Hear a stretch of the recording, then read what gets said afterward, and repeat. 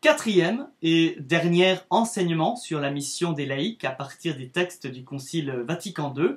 Cette semaine, ce sont 4 extraits du décret sur l'apostolat des laïcs qui vont nourrir mon propos. Sans plus tarder, mettons-nous à l'écoute de l'enseignement des pères du Concile au numéro 10 de ce décret sur l'apostolat des laïcs. Je cite.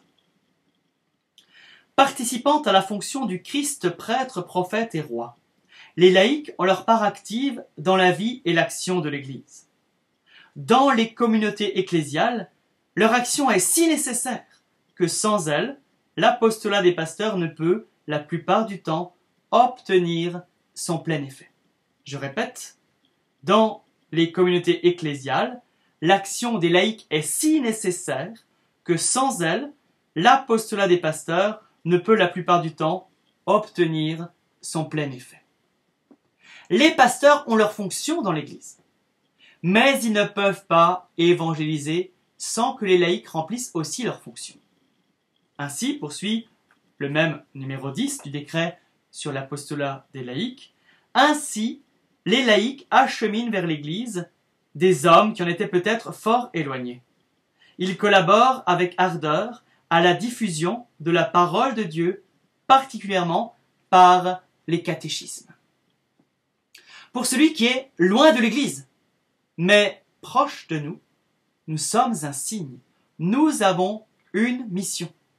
Dieu ne nous demande pas de tout faire, mais de faire un bout de chemin avec celui ou celle qu'il va mettre sur notre route. Dieu n'est pas pour le tout ou rien. Celui qui se croit dans l'Église obligé de tout faire, finalement, bien souvent, ne fera rien ou pas grand-chose. Dieu ne demande pas des choses insurmontables, mais Dieu demande de faire le peu de chemin que nous pouvons. Revenons au numéro 10 du décret sur l'apostolat des laïcs. Je cite.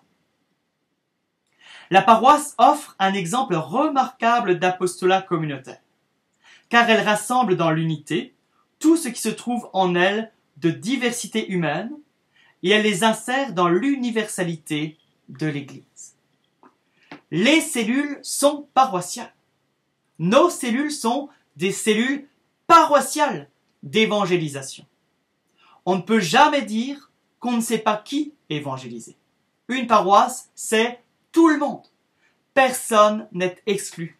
Et le temps de partage que nous vivons au cours de nos rencontres de cellules est souvent l'occasion de découvrir la diversité de cet entourage, la diversité de ce que nous appelons, nous, dans le jargon de nos cellules paroissiales d'évangélisation, la diversité de notre oikos, où Dieu nous a plongés et que nous risquons de ne pas voir.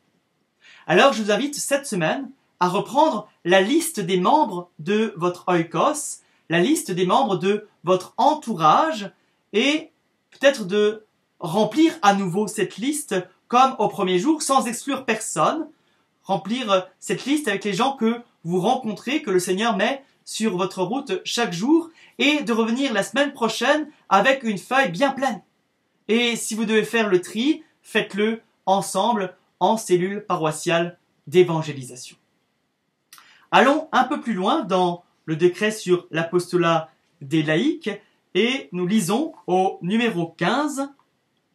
Les laïcs peuvent exercer leur action apostolique soit individuellement, soit groupés en diverses communautés ou associations.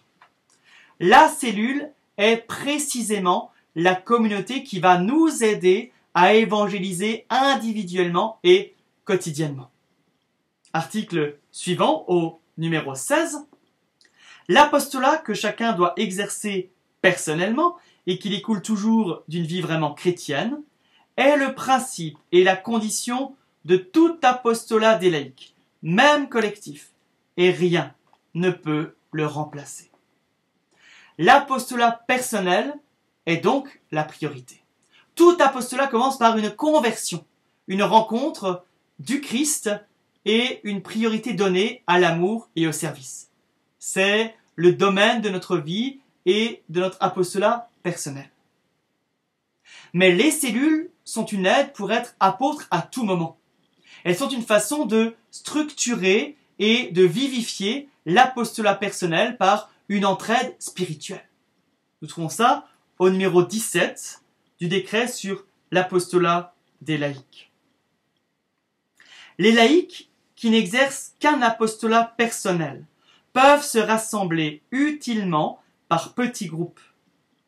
Ainsi, s'aidant mutuellement au plan spirituel par leur amitié et l'échange de leurs expériences, ils se préparent à surmonter les inconvénients d'une vie et d'une action trop isolée et à produire des fruits apostoliques plus abondants.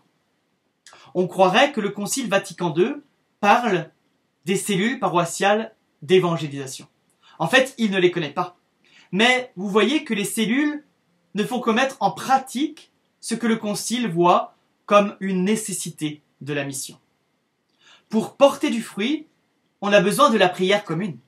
On a besoin de l'intercession ou même de la prière de guérison. Il faut demander à l'Esprit Saint de nous rendre missionnaires. Il est important de demander avec insistance que la cellule se développe et que chacun sache reconnaître son oikos et se faire serviteur. Que le Seigneur vous bénisse, qu'il vous apprenne à demander avec un sans gêne, sans limite, l'esprit d'amour et de service. Bonne rencontre de cellules et bonne semaine.